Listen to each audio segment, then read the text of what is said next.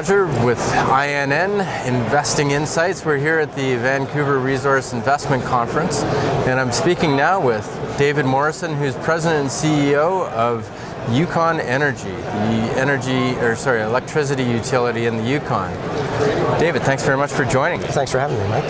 Tons of stuff going on with power generation in the Yukon, and I thought it would be great for our investor audience if you could just tell us a little bit about what's going on. Sure.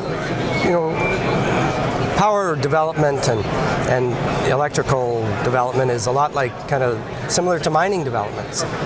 They take a long time.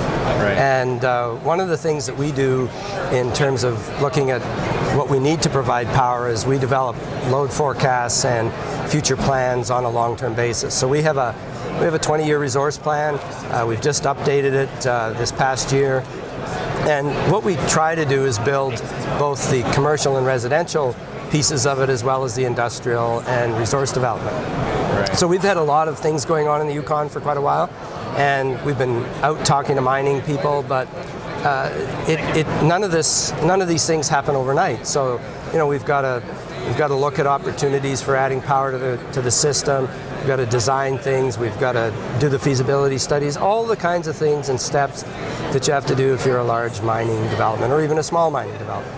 So our load forecast going forward shows a 50% increase in the next 3 or 4 years. Wow. Which is very big for any kind of an area, whether it's a large province or a small territory. Whether some of the projects that we're looking at or in the Yukon will be off-grid because just distance from the grid or the size of the project. There's a very large project in the Yukon, Western Copper and Gold has, but their power requirements twice what I have as an installed capacity. So, wow. And plus they're a distance from the grid, so they're going to be away from the grid. We've been working on different opportunities. What technologies can we apply? So we've looked at waste to energy. We discounted that because of its size. Right. We're in the middle of a small biomass project, but it won't be very big. We have a couple of wind projects that we're quite excited about, but do they fit in the load curve that you've got? Where do they fit and when do they fit? And we're not certain that they fit right now, but depending on how things pan out, we could go forward with them. But that's an inventory project that we have even for going down the road, so we've always got it. We've got a long-term hydro development that we're looking at out in Hoole Canyon. And most of your power is hydropower now. We're 98% hydro right now. Okay. But getting new hydro, if you think that I was saying we need a long time to get energy on the grid, hydro is a long time exercise in it, whether you're in the Yukon or anywhere else these days. So we're excited about the fact that we've got wind. We're really excited that we've come up with a solution which I think is a pretty inventive solution when you start talking about either grid or on-grid mining developments, and that's LNG. Okay. So we've looked at bringing liquefied natural gas into the Yukon by truck from southern Canada. We've done that, as I said, mentioned the Western Copper company earlier. Well, we've partnered on a research project with them over the last couple of years to look at the feasibility of using liquefied natural gas, bringing it into Yukon and using that gas to power electrical generation facilities. Okay. So they would look at it for their off-grid project, and we would look at it to replace the diesel that we have as the backup system because we're an isolated grid, even though we're hydro-based, we have a full backup of diesel. Wow. Okay. Right? Because it's north and it's cold in the winter and we can't afford to have our grid out, or we can't afford to lose large hydro. Yeah, because power goes down and essentially people die. People could, and we just can't have long power outages. But I was explaining in a talk I gave earlier that if you just compare the fuel cost of diesel is about 30 cents a kilowatt hour. Okay. We don't sell power for anywhere near that much. Right. Our industrial rate's 12 or 13 cents. excuse me. If we can get gas, and if the numbers will work out, we think we can get gas in that 12-cent range as a fuel-to-fuel cost. Now, if you have to add engines, or but that adds both ways. So it's a bit of a wash if we have to add diesel engines or diesel plant. Right. So it's a third the price in some way of looking at it, right? Right. So we're very excited. We have to make a deal to get some LNG, and there's domestic LNG plants being built, and if we can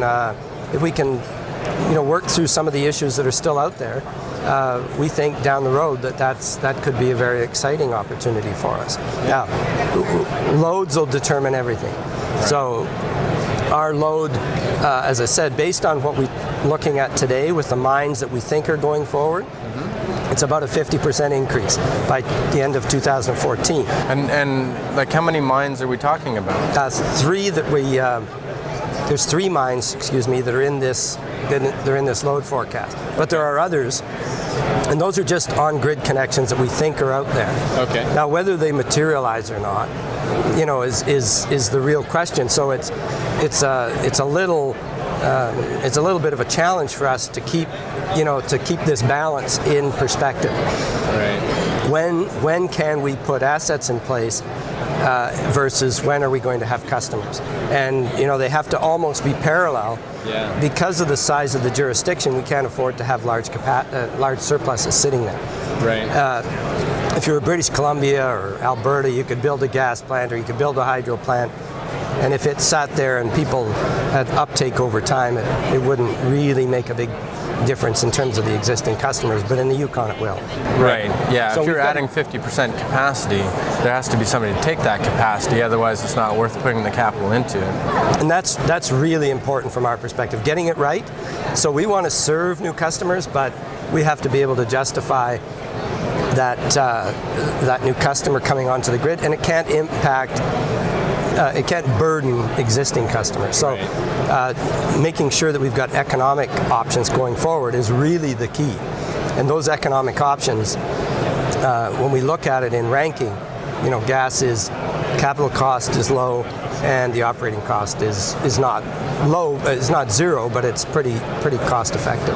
Right. Yeah. I guess something like a nuclear plant would be a much longer time frame and very high capital costs, but relatively low cost of the actual power. But when you're adding what is such a significant portion of your capacity, you could only do something like nuclear if you had enough of a base that it wasn't going to have that much of an impact on it. That's correct. And large capital up front is difficult unless you've got a lot of certainty in what your future is. Right. Yeah. Have you looked at other alternatives like geothermal or something like that? Over the last few years, we've done a very extensive geothermal research program. I think probably the most extensive program, certainly in Western Canada over that period of time. Okay. So we started with a very broad look at the geothermal potential of the territories, and we've narrowed it down to some very specific site-specific options.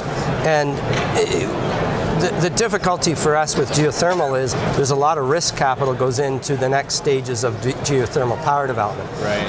And because of the size, because of the uncertainty of some of the future loads, we've decided to look at those as investments in the future, and we'll work through them on a long term, but they won't deal with our immediate kind of near-term options. But there's some really interesting geothermal capacity or potential in the Yukon. Really interesting.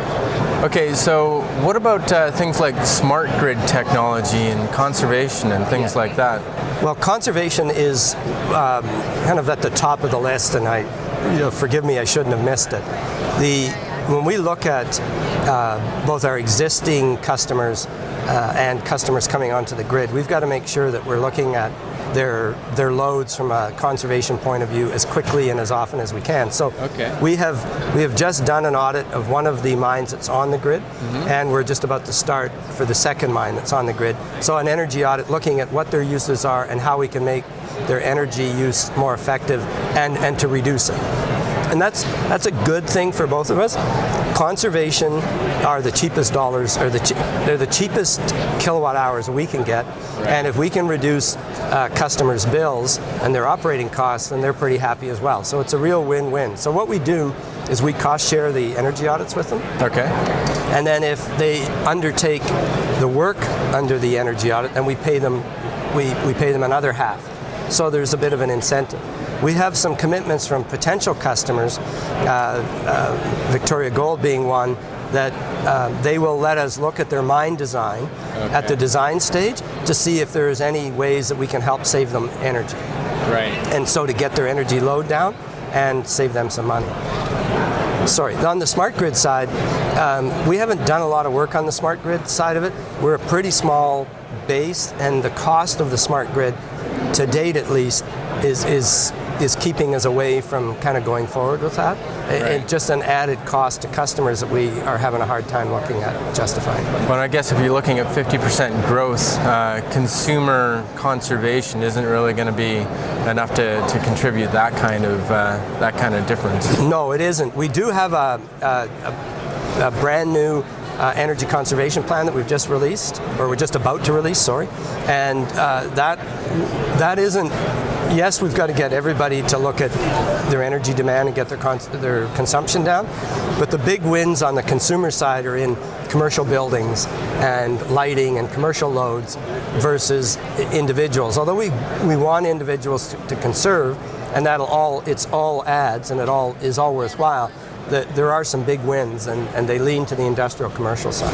Right, right. So with somebody like Western Copper and Gold, where you're working with them on LNG generation, do you think that's something where you would manage their off-grid generation, or are you just looking at it from a feasibility perspective? Yeah, we're just research partners, feasibility partners. They're looking at their own self-generation. We're not looking at partnering together at all on that, except for in the sense of supply of LNG. Because if we can come together to purchase LNG from a facility that is being built or is offering to sell LNG to us, and you look at volume, putting our volumes together makes a big difference. So in that sense, we're still partners. But when it gets down to electrical production, they'll look after their own, and we'll look after our customers. Right. But I guess you could work on an energy audit, for example, with them as well, and maybe help them reduce their consumption. We can certainly help them with looking at their energy consumption as they go down the road. The unfortunate part is we're on different timelines. They're a little farther out than we are, only by a year or so. So we're trying to find a way to make sure that we can kind of together piggyback, purchasing LNG as we go forward to get the best price for everybody. Excellent. Yeah. Well, that sounds great. Obviously, very important for companies that are looking to mine, and very important for long-term feasibility of some of these projects.